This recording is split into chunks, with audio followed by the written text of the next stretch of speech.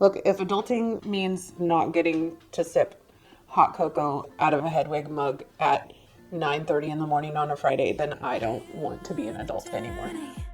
Looking back on the things that we've done. Good morning, my friends. If you're new here, my name is Mindy, and I have lost almost 120 pounds on Wegovy and Mounjaro, and I'm so glad you're here. Just sitting here, sipping some hot cocoa out of my Hedwig coffee mug like an adult.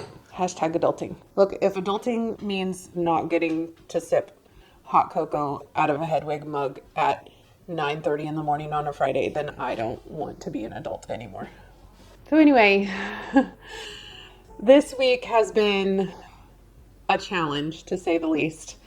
Yesterday, while I was at work, I got a call from my husband saying that our apartment complex was pounding on our front door and serving us with an eviction notice because we were one day late paying rent. Obviously, I panicked. I was like, surely he has to have misunderstood the paper. So I had him send me a picture of the paper. And sure enough, it said you have until 30 days from now to vacate the premises. Otherwise, we're going to pursue eviction in court. And we have our rent set up on auto pay, but apparently the auto pay didn't go through for some reason. And yeah.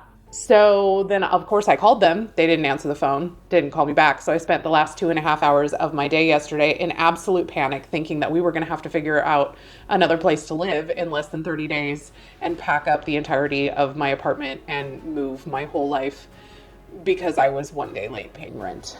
And they never called me back. After work, I flew to the apartment complex leasing office and was like, hey, so is there a reason? And they're all just sitting around talking, not doing anything. And I'm like, so is there a reason that I never got a phone call back from the message that I left 2.5 hours ago in sheer panic about being evicted for being one day late paying my rent? Basically, she was like, oh, that's not what the paper says. And I'm like, oh yeah, here's the paper, a picture of the paper that you sent me. You tell me what I was supposed to deduce from that. And she's like, oh, this was supposed to say that if you didn't pay it by 30 days from now, that we would pursue eviction in court. That's not what it said. So they used the wrong form, and I'm not happy at all with them. I am happy that I'm not being evicted, but y'all, when I tell you I'm still steamed, I'm not a happy girl. I'm not at all. Even a little happy. And yeah, I'm trying to get over it, but I'm not doing a good job. Anyway, it's been my work week has been really busy. Last weekend, we had a fantastic time with friends that came in from out of state to visit with us for New Year's. And it was a very busy weekend. We had activities planned all weekend long. And so there really wasn't any time for anything. And Monday, New Year's Day, basically I spent doing whatever food prep I would normally do on Sunday, kind of trying to get the house back into some semblance of working order. And then I've been working the rest of the week. So today's video is not as involved as I would have liked it to have been, but I did want to definitely check in with you guys and let you know how the beginning of my year is going, and to let you know why I'm starting the year with a break from weight loss, and why I think that it's a good idea for you to do that too. Maybe not necessarily right now, but eventually it's probably a good thing for you to incorporate, and I want to talk about why. So if that's something you're interested in, definitely give this video a like. Say hi to me down in the comments. Let me know if you have tried a diet break in the past and what that's done for you in your weight loss. And let's get into it. First, I want to talk about what is a diet break or a maintenance period. Basically, it's just a predetermined, controlled period of increased measured caloric intake. So instead of being in a caloric deficit where you're trying to lose weight, you slowly increase your calories by, let's say, 250 calories a day per week to basically slow your weight loss to a stop and try to find out where your maintenance calories are. I also want to talk about what a diet break isn't. So obviously a diet break is not permission to just completely go off the rails. It's not paying attention at all to your nutrition or calorie intake if you track them. And a diet break should not be a surprise. It should be planned. So if your diet break doesn't satisfy those 3 conditions, then it's not really a diet break. But that doesn't mean that it's bad.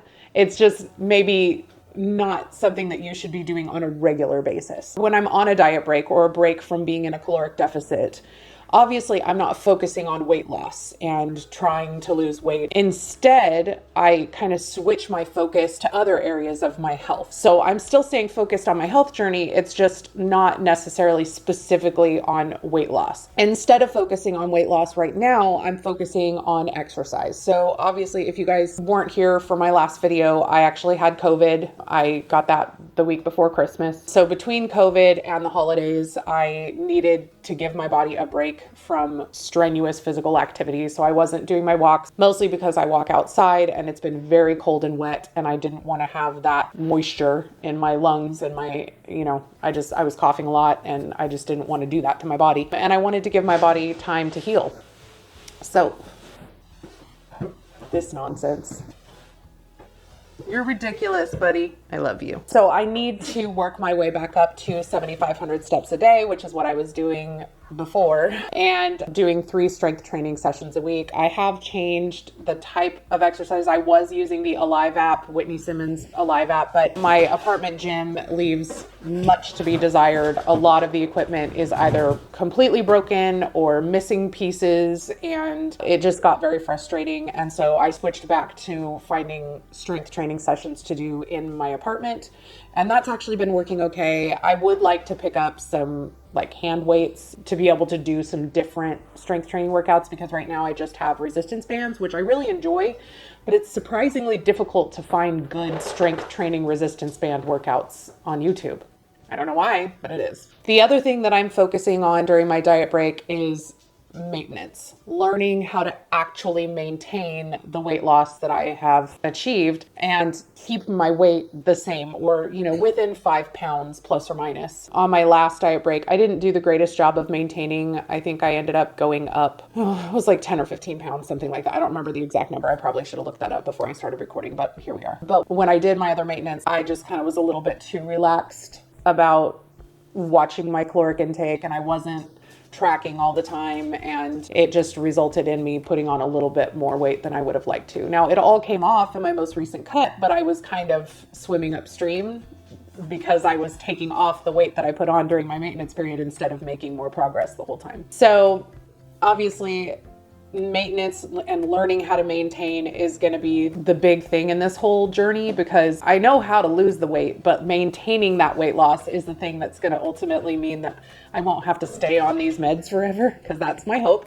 I know that everybody has a different opinion on all of that, but I would prefer to not have to stay on Wegovy forever. And if I can learn how to maintain properly on it, then I'm hoping that having those habits and things like that will mean that it'll be easier for me to maintain if I choose to get off the drugs. The last thing I'm going to be focusing on is my diet. I want to continue to eat home during the week and get at least 30% of my calories from protein, so that my body has plenty of fuel to build more lean muscle as I'm doing my strength training sessions. And I also need to increase my healthy fat intake. Increasing caloric intake on these meds is not the easiest thing to do.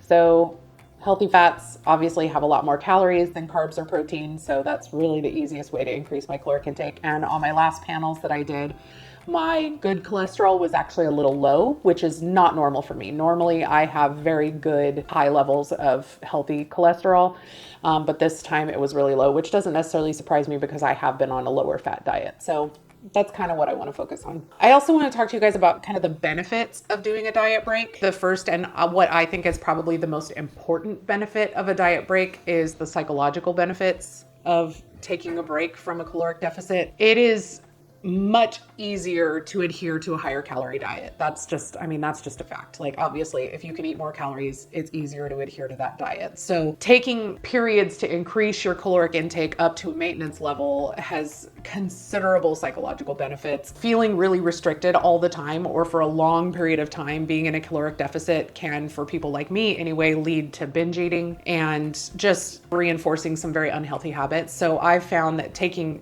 these breaks from being in a caloric deficit just kind of gives my brain a rest, and it gives me permission to maybe eat some higher calorie foods a little bit more often, or to have a little more fat, or to put some extra butter on my bread, or to go out to eat one extra time with friends or my husband and not feel like I'm just destroying all of my weight loss progress for the week. And there is a huge psychological benefit to that, and definitely something to be said for taking planned breaks, like when you're feeling like you've just had enough and you want to quit. It's much better to take a maintenance break than to just give up. Another benefit of taking a diet break is that it teaches you to maintain, which is the hardest part. I already kind of mentioned that earlier. Losing the weight is the quote unquote easy part. We know what we need to do to lose weight, but maintaining is like, there seems to be this mindset that, oh, if I can just do this to lose the weight, then I don't have to do it anymore. Well, no, not really. Like you need to learn how to maintain, because if you just go back to eating the way you did before you started losing the weight, well, guess what? That weight ain't gonna stay gone. Obviously, learning to maintain is a huge lesson that we all need to learn, and diet breaks can really help with that. Finally, the last benefit of a diet break is kind of a little bit controversial, and that is the metabolic benefits of a diet break. There have been many research studies done over the last several decades that have results that have mixed interpretations. Many of these studies, the conclusions that they drew was that giving your body a break from being on a caloric deficit can actually help limit metabolic adaptation. If you're not familiar with metabolic adaptation, that's where your body likes to be in homeostasis, right? It wants to stay the same. It likes to stay even keel, right? So if you are used to eating 2,500 calories a day, and then you start eating 1,500 calories a day so that you can lose 2 pounds a week, then eventually your body is going to slow down its metabolic processes so that it can exist on a maintenance level at 1,500 calories a day. That's just what it does, right? Because it doesn't want